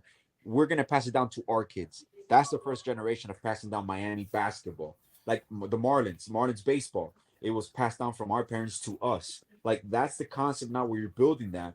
And when you're seeing the speech and you see there one by one, every human being can attest to the trials and tribulations of life. And you see the heartfelt and the togetherness that through it all, they're still all there for each other. And I love the part where he put out one by one, because those were the most important, influential parts of his personal life that led him to become the professional athlete that he was. And it hit me, obviously, closer to home because obviously from the father perspective, because that's what I've been doing with my son and coaching him since he was 3 or 4 and busting his ass and screaming at him and him crying.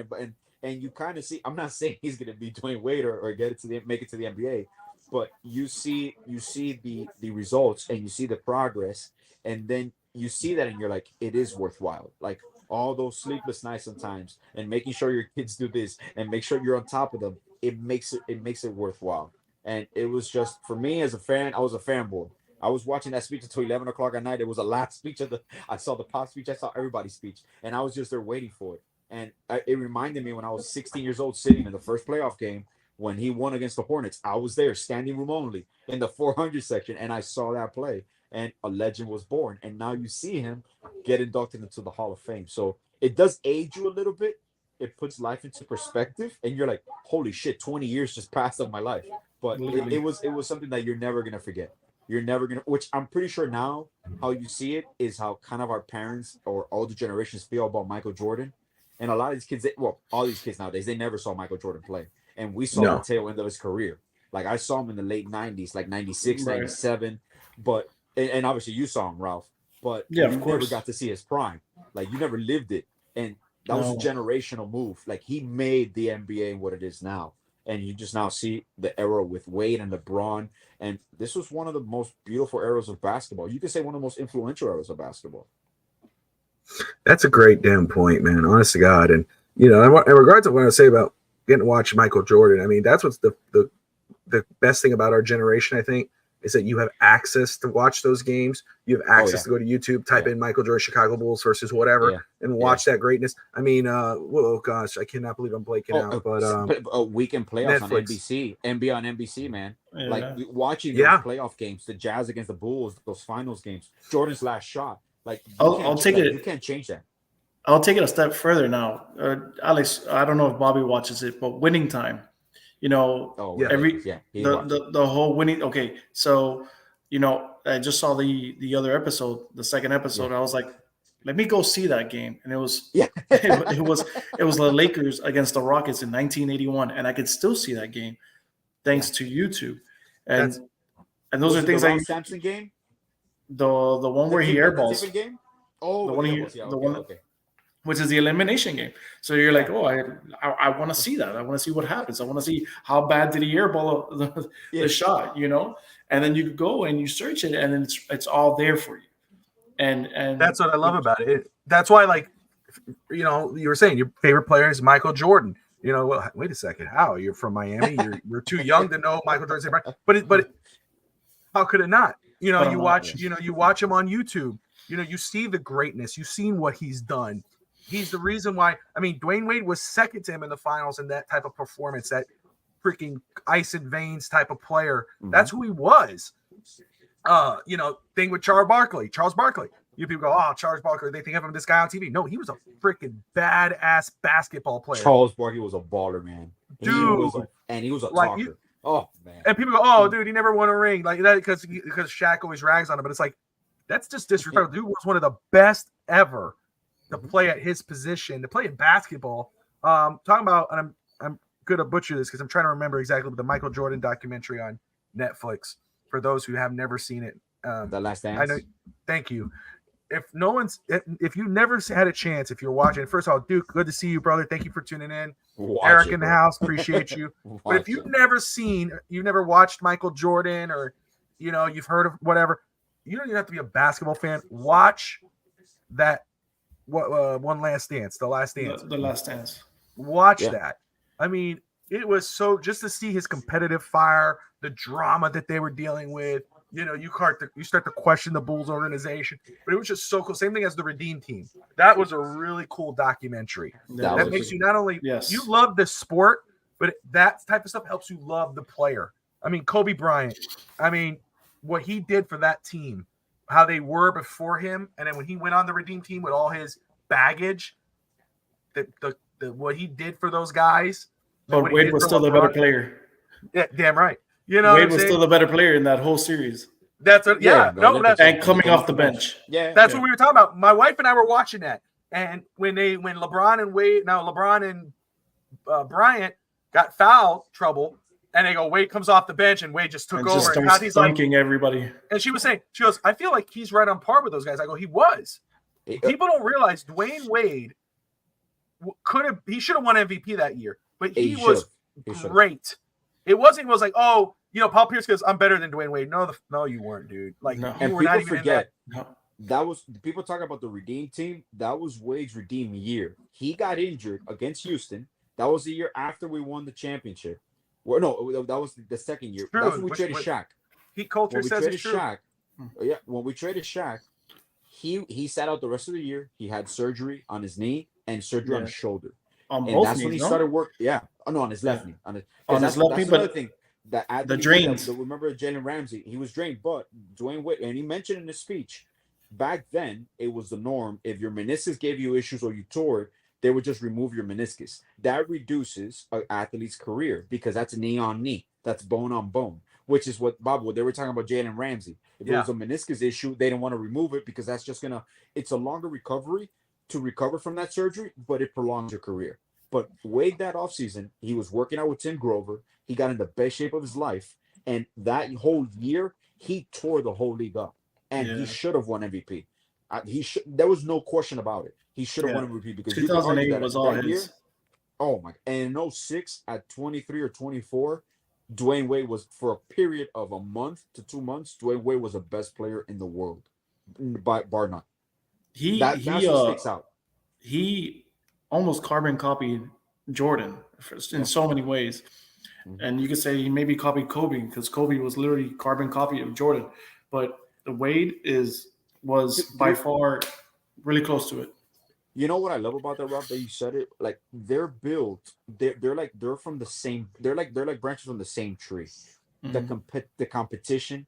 What I loved about Wade, when Wade would get pissed, it reminded me of the Jordan. When you start messing with him and start talking shit to him, and his stories are historic. When you start talking shit to Jordan, he might be having an off game and he goes off for 20 points. Like the one that's circulating now is the one against the Grizzlies. The one, oh my God, what was it? Was it J.R. Ryder? No, it was the Wolves. Kevin Garnett and J.R. Ryder. When that Jordan was having like a quiet game. Kevin Garnett just came and it's talking shit to him like, JR, come on, bust him. He can't keep up with you. Biggest mistake. He goes off. Biggest mistake. He goes off for 20 points in 7 minutes. That's the Jordan era. And Wade had that. Kobe had that. Like people always do this and they compare it to LeBron. LeBron is the overall probably best player of all times, all around player. Killer mentality. That type of person, Wade was with Jordan and Bryant and all that. Yes. That was just a different and Miss Heat Culture, aka Miss Fins, is absolutely right. LeBron is not who he is today without coming to Miami and learning how to be a champion. He's even said it. He said it's like college. It's his college. It's true. He learned how to be a champion here. You know, and remember that's why that first year they effed up or they didn't win. They were kind of confused or they couldn't understand who was to be the lead guy. Was it Wade or LeBron? And Wade was basically the one who said, "Hey, no, you got to be the lead dog. Yeah. You're the best player." And that's when they won those 2 championships. And to be frank, LeBron in the Heat that time, I understand he was in his prime, but the level of athleticism and the level he was playing at, I know he's a better shooter now, but the level that we saw, he took it a step higher. You could not stop him no matter what you. Only JJ Barea could stop him. JJ. Yeah. Trust me, I live in San a Puerto Antonio's Rican air house. conditioning. Trust me, I hear nothing about more. I never hear enough of JJ. San Antonio's air conditioning can stop LeBron. That's true too. That's true too. Bob, does your father-in-law have a picture of JJ Barea in the house? I gotta get him one. And him Hell no. The championship. No, he does not. No, he doesn't. No, he doesn't. He loves it, but that's all I hear about JJ Barea, man. All about him. If I was him, I would just walk by your room random at night and just be like, JJ Barea. Just keep going. Oi, JJ Barea. What? Barea. What? And the fact that even in Charlotte, you know, all these guys that played pickup games with Jordan, they're like, "Hey, man, I lost that game." You know, nobody. It's like, and we're talking about a 40-year-old dude. That even players now they say that. You know, it's like they talk to him, and these players that were on his team. Of course, he's no longer with Charlotte, but he beat them. He's like, all right, bet, let's go. And I mean, I want to watch that. I want to see that. Jordan played 82 games his final year at 40 years old. He didn't miss in DC. He didn't miss a moment, and he was. Do you know that he was considering going to? I believe it was the Lakers. That he considered going to the Lakers. Who? Before Jordan? He went to Washington. Yes. I found that out I recently. had no idea. It was some documentary I was watching. I think probably maybe it was Redeem Team or not. I don't know what it was, but he considered going to the Lakers, but because they couldn't. At that time, he wanted to be the leader. He wanted the lead. He didn't want to be, he was in the front Kobe office. leader. He was in the front office in Washington, and he had to sell the percentage that he owned of the team to be able to play, Yes, because yes. there's a rule that you Right. can't. But they own, said which I don't it was get, before he went but- to Washington, before he decided I'm going to Washington. Oh. Yeah, that he had an opportunity to go to, and I was like, God dang, can you imagine Jordan, Shaq, and Kobe? Well, Oh, see, man. you know what? And you know what? The other rumor I heard too, it was the year he was going to retire, but so obviously because he retired before the strike shortened season. That season in '99 was only 50 games, and it was the massive lockout, which was the Heat. The Heat, if we didn't lose to the Knicks, we were number 1 seed in the East. That was our year. We would have beat the Spurs in the finals, but that's the year we lost to the Knicks as the 8th seed. But that year, he had a cigar incident where he cut his finger with a cigar cutter in the offseason. So obviously he was going to retire, but there was talks that him continuing to play, but the recovery from that cut where his finger was severed. If you notice, when he ever talks, there's like his I think it's in his right hand.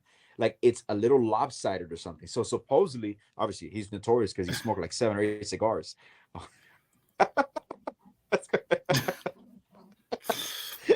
Love you too. I'll be there, sweetie. Give me 1 second. This guy. which Miami, who doesn't know, Ralph is the salsa king. This man has been all over the world performing his salsa. Wow. I call him A lot of Tostitos stuff. because he always brings the salsa. So this man is the king of salsa. So whoever needs, You do He not said- call me Tostitos. You do not call me that. Do not spread that. Tostito right now. As soon as my wife heard that, she was like, you better ask because I miss dancing salsa. And I said, why don't you go get some Tostitos out of the you get some salsa right now. I said, I don't know what you want from me, man. Ralph, How do you grow up in Miami and you don't know? Like, whatever, dude. And You're the one who Enrique was one of my students. Yeah. And but now he's become an instructor himself. Oh, damn. So- All right. Yeah. So I'm you telling must you, be he's doing legit, something, bro. right? No joking, he's legit, man. Yeah. I'm telling Do you you. teach Alex? You showed Alex? Alex never I never went to class. has gone to one of my classes. Dang, Alex, how could you? Support, dude. He was busy putting up blinds. Oh, man. Oh, dude. That was a man. It's been a lot of fun. I was just thinking about Friday when I called Alex out of the blue. I got 2 tickets. True to story. the game. True story. Got tickets, which I'm very thankful and humbled for. I got them from one of the players' moms because, of course, I live up in Tennessee, and they had this. They were giving away tickets, and they were like, "Hey, share this if you can." And it's about hey, Dolphin fans, if you want to attend tonight's game in these seats, share something nice that you've done throughout the year to help the world. And so I was like, "Hey, fellow Dolphin fans, local fans, if check this out, opportunity, just below, put a picture and what you've done that was good that you've done this year for the world or whatever." And I put a picture under there, and I was like, basically kind of not the idea of, oh, I should win or I want to try to win, but more of like, hey, let me go ahead and do this and kind of get this ball rolling. So I put a picture of me because I helped I was at a state park and I volunteered putting on a trail and cleaning up. And then I said, which I did. And, I volunteered at a special needs facility to spend time with some students there, which was a great experience, And so I just said, I just said it. I wasn't looking for that.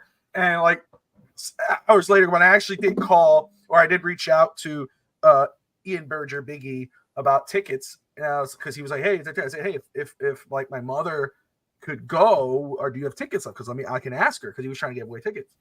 And he had, my mother was like, "Oh, you know what? I might not be able to go because I have things to do." I said, "All right, cool." So I said, once he writes me, maybe I'll just tell him it's okay. When he writes me, "Hey, Bobby, I only have 1 ticket left, man. I'm sorry." I said, No worries, dude. It's all good. I was like, "I'm good. It's no worries." Then I get a text from 305 Sports Babe, Ashley Sachs. Amazing, guys. Go follow her. Sweetheart. Awesome. All that whatnot. She texted me. She said, "Hey, Bobby, you're the winner." Is Nick Needham's mom giving away the tickets. She loved what you wrote. What's your email so she could send you the tickets? And I'm like, oh, gosh. So I'm like, okay. Well, obviously I got to get them to somebody. I'm not down there. So, I call Alex and, I tell him, I was like, I go, "Hey, And I was watching the Johnny Manziel documentary on Untold. yeah, that's what I said. What are you doing? I go, "What are you doing?" I go, "What are you doing right now?" And he goes, "I'm watching the Johnny Manziel documentary. What's up?" I go, "Not much. You got any plans tonight?" Or he goes, "Oh, just going out with the family." Then I said, okay, like what family? Like what? And he's like, my immediate family, you dick. I'm like, no, ass. Like, I'm not talking about your second secret family, douchebag. I'm talking about like, are you going out with your in-laws? Are you doing like this huge thing? Or is this something where you could say, hey guys, we're not going out to Chili's tonight. I'm going to a game. He's like, oh no, I'm just going out with my family. I said, okay, well listen, I got 2 tickets, and maybe, I can't go obviously. And, would you be interested to take these to go with your son? And he goes, oh dude, he's, let me think about, and I hear in the background, he goes, I was playing, and his wife's like, go, go. I'll just go out with my daughter and you go out with Jake. It's a trap. No, well, this guy starts going like this. No. And she's like, go, just go, bro. It's okay. He goes, no. Bobby, listen, let me think about it. I'll call you back. He goes, I'll call you back 10 minutes. I go, oh, okay. So hey, I knew it was done at that point. I was like, oh, that's you want to know legit what happened when I hold on. Can I finish? Hold on. Let me finish 1 minute, and then you get to that point. Calls me back 10 minutes later. It's like, dude, don't beat around the bush. Just get to your point. Because he's like, hey, bro. So yeah, man, these are good. And I was talking to my son, and he was like, is Tua playing? He's like, no, Tua's not playing. It's like, oh, all right. That's exactly what he said. And he goes, so I'm not gonna be able to go, man. I'm just gonna go. My family's really looking forward to it. It's my wife's fault. And she's like, no, it's not, asshole. Don't say that. She's cussing up in the background. And he's like, no. Says I was really looking forward to it. I'm like, all right, dude, don't worry, brother. Let me go ahead and try to get a hold of somebody. And go ahead. It was that's what I thought. I thought he goes, oh, did he not want to go? I go, he didn't want to go out of fear. That's what I think. I legit. It's funny, bro. You literally, when you call me, Bob, like an hour before, my daughter was finishing practice because she's in the volleyball team, and I would go pick her up. And that day I finished early, so I was working around the house. I'm perfect, and I told my wife, "I'm look, let's go out this tonight. I want to go to the Big Cheese. Big Cheese is a pizza place by the Gables. Amazing pizza." And I was excited to go to the Big Cheese. And then you call me, and I'm literally, as you call me, and you tell me about what are you doing tonight. I'm like, oh fuck. Like, bro, I really want to go to the Big Cheese. I'm like, what is Bobby get? I thought something happened. I'm like, fuck, man, what happened? And then I'm like, we got tickets. I'm like, oh shit. My first thought was like, oh, fuck, Dolphins tickets, perfect. But I'm like, wait a second. First game of the preseason. And I'm like, all right, let me talk about it. Hold on. I hang up and I go to my son. My son's like, oh, Dolphins game. Yeah. And he's like, and he goes, is Tua playing? I'm like, no, Bob, Tua's not playing. Tyreek Hill playing? No, Tyreek's not gonna play. Waller's gonna play? And I'm like, no. He's like, oh no, man, I don't want to go. Literally just like that. He did the little. I think you talked him out of it because you're like, it's Tua playing. Like, no, son, this is the preseason. You get to see the backups, and it's a nice thing. We get to sit down with the player seats. We get to watch it, experience father and son moment. Oh no, let's go have Big Cheese pizza. Oh, thanks, Dad. Fuck yeah, Bob, have you had Big Cheese pizza? No, dude, pizza's pizza. I'm not gonna pick pizza over a Dolphins game. That's all I'm saying. Ray's pizza is not pizza. Have I had Ray's pizza? Yes, it's right next door to my house. It's not far off from my house. So this is what we do in East 10th Street, boys. Bob, have you ever had los espagueti napolitano de Ray Pizza or no? Have you? Why did you just talk Chinese? Just say what the fuck? Yin yang, motherfucker. Yes, I've had Ray's pizza. The Ray's pizza spaghettis? No. Oh man. Okay. When you come down next time, we gotta go to Ray. I'm gonna take you to Ray's Pizza. We're gonna have the spaghetti, and then after that, we're gonna go to the Big Cheese, and we're gonna have the pizza there too. And then have a toilet nearby because and then you're gonna die. Lactose intolerant is gonna be. You're gonna die. But I ended up getting my mother was able to go to the game, or she got the tickets. And she was like, oh, you know what? Because she wasn't going to go originally because she had to take my youngest sister to theater. And I told her, so when I told her, hey, listen, I did get these tickets. I've talked to Harrison, talked to Alex, what is what it is. I said, I would feel bad if nobody goes, and she's like, you know what? She's like, I'll take Tabitha to her first game. I was like, yeah, take Tabitha to the first game. That'd be cool. Just, you don't have to be there the whole time. You get there at halftime and you leave before the fourth quarter or whatever, but at least you go. And she's like, yeah, that'd be a good idea. So she went, but there was no parking, paid parking, the passes. She found parking far away. It's like $60. She looked at Walmart. They were pulling, they were towing cars away. She was there. She kept looking until like the 4 minutes within the fourth quarter. She felt so bad. She was embarrassed. I said, no, it's my fault. I didn't even think about that. I should have thought parking, but that sucks. So that was a part of that story. But I blame Alex because at least he would have knew, Bro, if he would have taken so long. Thank you, Enrique. The first super chat. Appreciate you, brother. But you can count on him, man. You know what he is? He's paying us. Enrique is giving us $1 to shut the hell up because he's running trios, which sounds dirty to me. I'm not gonna lie. It's a part of the dance. Is it a dance? Is it a dance? He's like, Ralph, let's go. We're running trios. Like, what the hell do you do besides salsa? That's part of their dance, Bobby. I fucking hope so.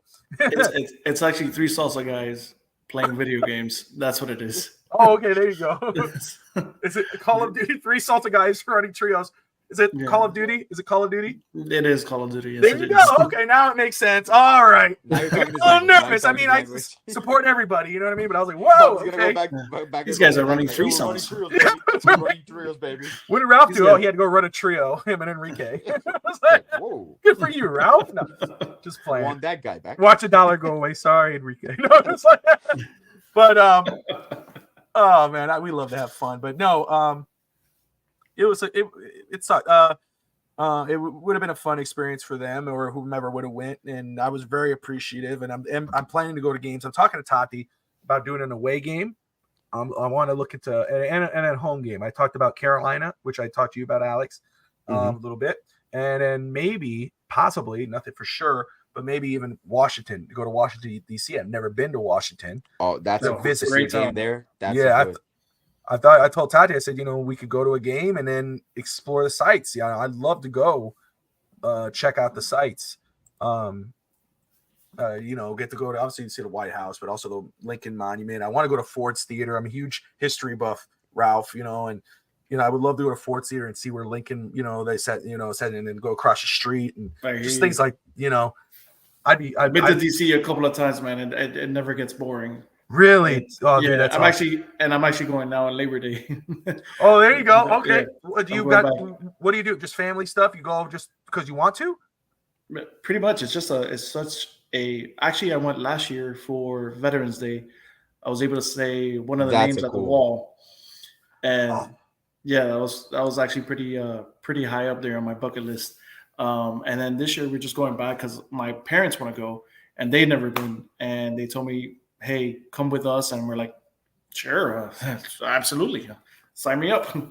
And so I'm going to be their little tour guide around DC. So DC is a fun place to be at and everything around it. Tell me more, man, because I was looking at other places and, what's cool, I even told Tati, I was like, hey, you could get the Amtrak, you go to Philly, you go to New York, it's only a few hours away, or take the car, but, enjoy Washington. Maybe you don't have to go that time, but just enjoy DC, just because I would love to go see the history, to see those different places, get a chance to step on those steps. Dude, that just for me it's just cool, dude. It's like, so I'm hoping to maybe go to that game.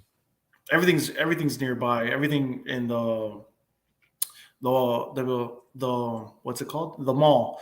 Then everything on the mall is just everything one after the other. The Washington Monument, the Lincoln Memorial, the Vietnam Wall, everything all around it. It's just, and all the museums are free. So you go in there and it's heaven. Oh, dude, man, you get me hooked up, man. You're getting me all excited because I've been talking to her about it. It's not that bad to go, actually. At least hotels and the game is not the bad price. I did think about Philly. I am thinking about Philly Miss Heat.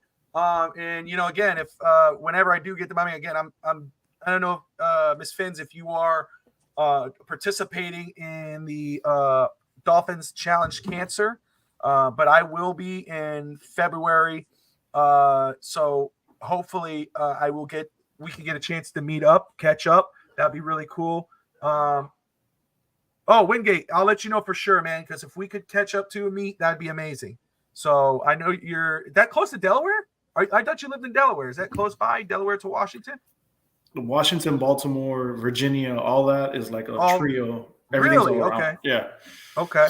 And let me just show Miss Finns. That's what I'm talking about. I know she knows what I'm talking about. But the Dolphins Challenge Cancer, I'm going to participate in the 5K. I'm going to walk. Alex is supposed to. I don't think he's registered yet, but he's supposed to do that. I know Rob from DolphinsThirsty.com and Real Talk FinSox joined up. We're very excited about this participation. Participating in this. I'm doing the 5K. Some people are biking. Other people are running. I don't have a bike, so I can't. I would. I love biking. I'm definitely not going to run. I'm, it was going to kill my damn kidney. But power walking is good. I'm down with that. But right there is if you scan that code with your phone, that QR code, that goes to the foundation donation page. Anything helps. $5, $10, $15, 100% goes to cancer research. We've all had it touch us in some way. Our family, our loved ones impacted us. Any bit helps. So consider this. But yeah, I'll be a part of that walk in February, which I'm excited to go. Washington's close to Palmer, about an hour and a half. Awesome. For sure, Josh. I'd love to meet up with you, brother, for sure. Maybe you could show me around, and maybe if Ralph's in the air, Ralph could show me since he's been there 1,000 times. Ralph got me all excited about Washington, man. And if you go around March and April, you can catch the cherry blossom, and that's a phenomenal time to go. It's a little bit more pricey. Okay. Yeah, but it's definitely somewhere to be at. I love Miss Finn. She changed it from heat culture back to Finn. She's epic, dude. I just think she's one of the coolest people. Miss Finn's is one of, let me just say, whoever never seen Ralph, if you never watched Miss Finn's, Enrique, Josh, if you guys have never had a chance to catch Miss Finn's morning show, giving yourself an opportunity to do so. She's fun, great dolphin takes. She holds nothing back, but she's every morning 8:00 Eastern. I listen to her on my way to work. Then I turn into Dolphins Thirsty, and then I finally get to work unless Alex calls me and I got to step away from my desk. We're back to Dolphins talk now. Ralphie boy in the house. We got Ralph Rodriguez. And we got Rafael Verdessa in the house. It's good to see you, Ralph. Everybody's doing all right, man. Hope you're doing okay. Had a good talk with Ralph yesterday. He's doing very good, Alex. So, always, Miss Fans, always. I might try to go to the Dolphins game this year with my wife, so let's figure it out. Oh, dude, that'd be awesome. I'll keep you posted, Josh, for sure. I'm talking to Tati about it because I told Tati, it's like, and we always talk about going to Florida, and I do obviously want to go to Florida, get family, Disney, etc. Puerto Rico, because she wants to be around the beach and wants to visit her family or whatever. But I'm like, I want to try different things. Let's go to different places. Let's fly out to Washington. You're on mute, Alex. Let's fly out to New York or any of those places. And you're on mute, Alex. Can you hear? Are you deaf? Yeah, I can hear you. Okay, good. I got you. But no, I was saying, all like, these buttons. What are this? What is this button here? But I think it would be a good idea to start doing that. Do something different. And yeah, you're travel, bro. You're in Tennessee, man. You could even go to Kentucky. Like you said, you've gone to Memphis. You can go to a bunch of places even in that area. Dude, let me tell you something. We went to the Huntsville. I think was it Huntsville? Maybe Huntsville. Yeah. Huntsville, Alabama. I think the Rocket Center, the Rocket and Space Center. I've been to NASA. I've always wanted to take my kids to NASA, but obviously that's in Florida. So I told Tati one day, I was like, for my birthday weekend, I was like, yo, let's drive down to Alabama. Let's go to this Rocket Center. Yeah. And the hotel, I didn't like the hotel at all. I didn't sleep. I had to sleep on a chair. My neck was bad. Ralph, I had to stretch it. It was horrible. I slept on a chair. Bro, when you got back home, you got to take your pillows, man, on trips. That's the one thing I'm never. Yeah, I told Tati, I said, we're taking our own pillows. I'm done. Yeah. But the hotel I did not enjoy, except they had a hot tub and a pool, and what I did enjoy though was the Rocket Center. That was cool. That was an awesome experience. Like, if you guys ever have an opportunity to go there, they have so many cool artifacts and legit things in arm's reach. It was a great experience for the children. They have the actual tank where they put the astronauts in to train to be in space. Yeah. They had the real tank there. Like, I was like, holy crap. I was like, shit. And you could pay to go in there. They'll give you scuba gear, throw you in, and you've got to figure stuff out. I was like, awesome. I would love to do that. I would love to do that. It sounds like a stop. Yes. Boys night out. Alex mentioned Kentucky. I don't know if you've ever been to Kentucky, but Kentucky has a great bourbon trail. And that's something I did I think last year. And when we flew into Cincinnati and we started our tour through Kentucky all the way down. We went to Maker's Mark and all these things. And Kentucky's a great place to visit. And you should consider that. I'm recently looking into Kentucky. Yeah, I'm recently looking into Kentucky because my kids are really into professional wrestling now, WWE. I mean, they scream loud, blood. They're like, Tristan's really into Rey Mysterio, LWO. My daughter's into Judgment Day. She has a crush on Dominic Mysterio, which just drives me crazy. But Friday is SmackDown in August 25th. SmackDown on Kentucky, Louisville at the Yum Center. and then Monday in Memphis is Raw that following Monday. So I was like, oh, should we go to Memphis? But I was like, or go to Kentucky. I've been to Memphis before because I volunteered at St. Jude, and I was able to go to Graceland, which was Elvis's home. Been there a couple times, but I was like, I would like to go to Kentucky. I've never been to Kentucky, and maybe go from Fridays, go to the Friday Night SmackDown. We'll do, hopefully nobody's watching this. The kids aren't watching because we haven't made a decision. But go there, and then Saturday, we're going to. Yeah, I told Tati what I would love to do if we actually did it, which we'll see. It's all right. But if we actually did, I would not want to tell the kids. We're like, oh, we're just gonna go. We're going out of town. We go to this trip, and then we get to the hotel. We're chilling out and go, hey, let's go get something to eat, and then we'll drive straight to the arena. That's oh, cool. That's cool wait, this space. ain't the restaurant. Oh, wait, Dad, I love want to it. go, Dad. I don't. Yeah, imagine Tristan's being the. Yeah, that's one of those. But that's the way to. But I've heard of Kentucky, and I really want to. I would like to go there, but that's my plan, man, to do something like that. Just start going to different places. I want to go to Halloween Horror Nights. In fact, I've been there I want to been there twice, I think, or 3 times. Wow. For sure, twice. You ever been expensive. Halloween Horror Nights? It is. It's very expensive, and you have to do it with an express pass. And Universal isn't stupid. They'll make the express pass the most expensive because you're going to go on a Saturday night. Now, if you go during the week, it's a lot cheaper. So if you have the time, then definitely do That's it. the thing. During the week. If you're on vacation, it's easier to go. That's what I say. I said going during the week. But I've been twice. The first time was the best. I took Tati the second time. And the first time I went with Harrison and my brother and my mother. And that was the best. I mean, it was we in between those houses, because people go, oh, it's a haunted house. But it's different. They make it like a movie. Like you're experiencing, like you're in the movie where Jason's like, you feel like Jason's actually chasing you. And I was like, man, I would love to do that again. They're doing Stranger Things this year, I think. I think it's Stranger Things. So I've even talked to my wife about, hey, maybe bring Audrey and Tristan. I think Stranger Things and Chucky as well is Oh, going to be dude. in there. Tristan would be down with that. Tristan loves scary things. He plays Five Nights at Freddy's, and he loves getting jump scared. And where Audrey's like, I'm not scared, but I think she'll be the one like, Daddy, I was like, grow up, man. So, Grow up. That's awesome. grow up, bro. I'm like, man. Oh, dude, she's 10 going on 20, dude. Just wait. The way she is, man. Oh, God. But I don't do those things, man. But anyway, I know we're at an hour and a half here. We've had a great show, and everybody tuning in. It's really cool. I mean, and I'm surprised. Let me just make sure I'm looking at this correctly. But before we close it out, we got the Cuban goodbye, Ralph. But before we close it out, any final thoughts or words for you, brother? No, thanks for having me. This, talking with you guys, and next time we'll talk a little bit more about our childhood, because we were too into the sports, but we can leave that for another day. For sure. No, and we that would be fun. We love talking about growing up, just crazy things, I mean, there's so much stories. There's so many stories that it's crazy. People go, who wants to hear people talk about their childhood? But guess what? When somebody starts talking about their childhood, they start thinking about their own childhood. And they go, damn, I did that. I remember when that happened.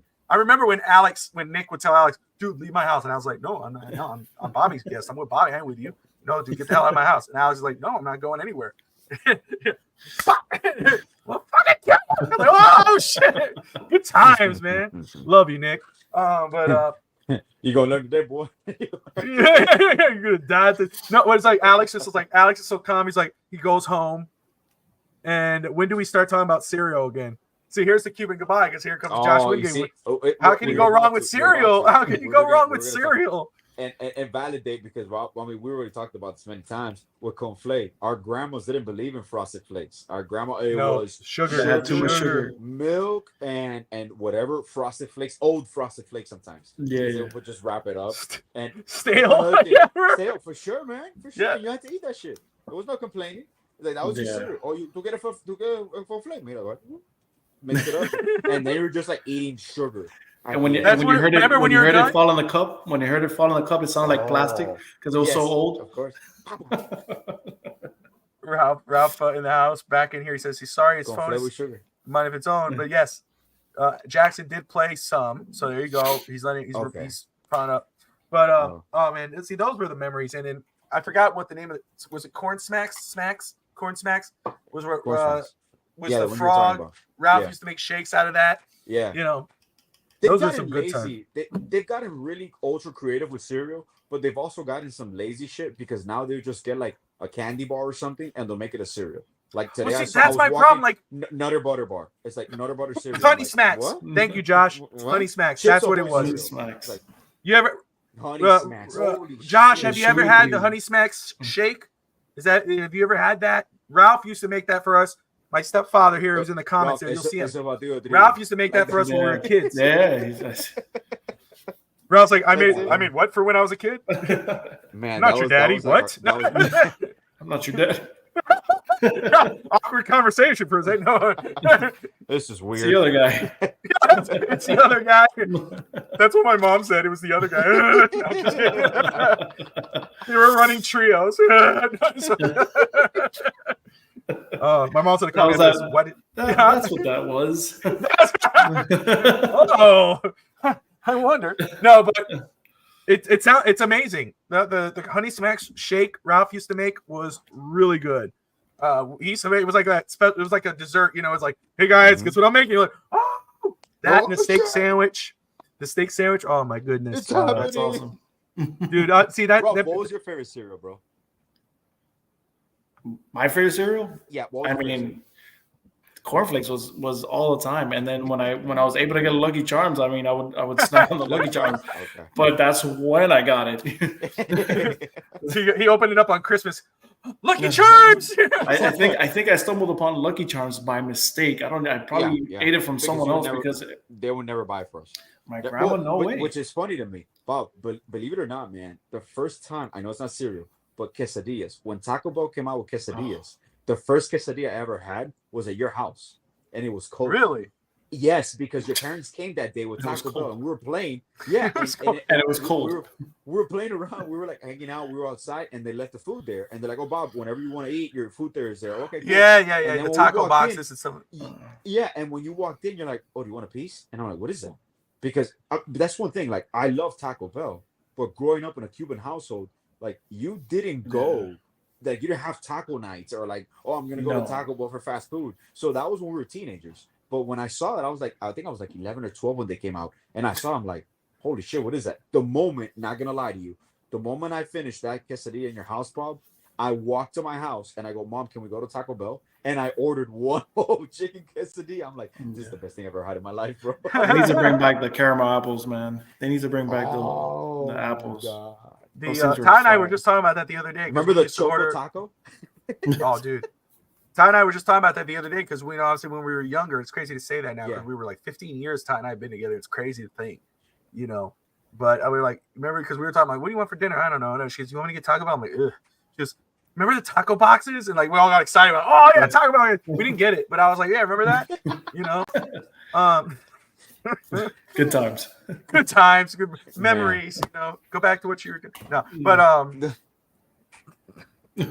those were. Go back to the bleaching. Yeah, Ralph. That's where I was. I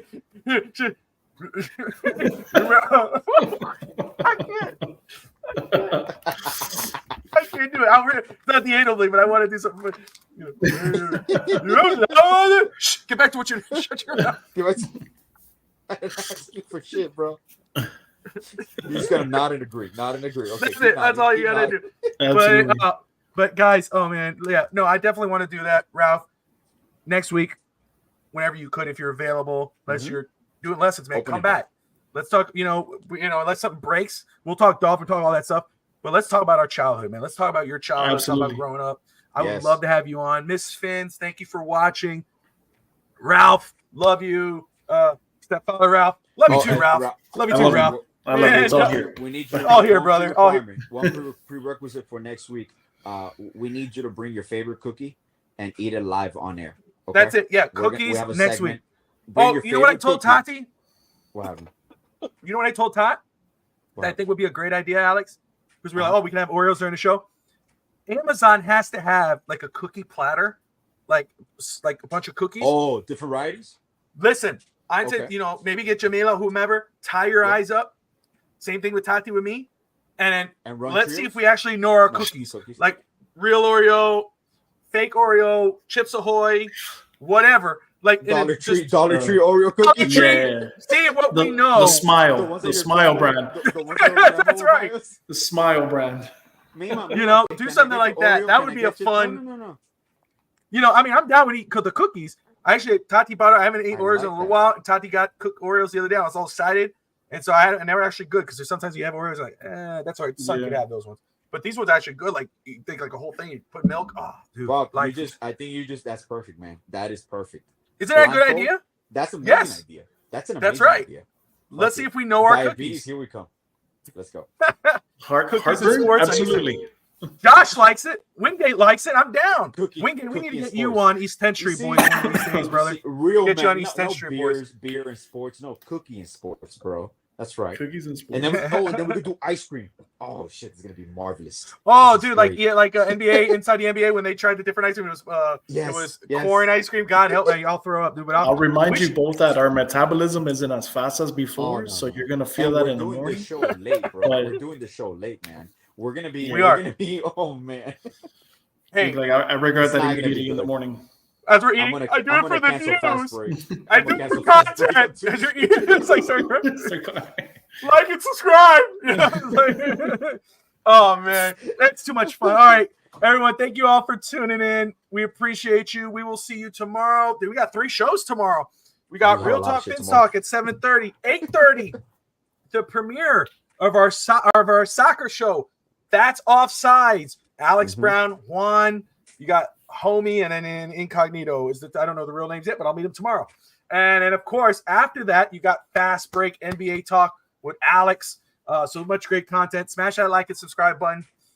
Till then, like, subscribe, and we will see you all on the other side. Adios. Hasta luego.